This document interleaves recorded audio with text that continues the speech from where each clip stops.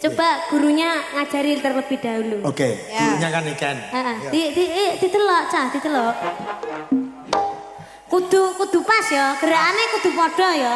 Ya. Baru satset ya. Kicai, Pak. Walang kirek ya, walang kakak. Walang kikik. Walang kikik. Ora, kisik. Kene sik. Kicai pong sik. Ya. Nenon, tatok. Ya, disawang.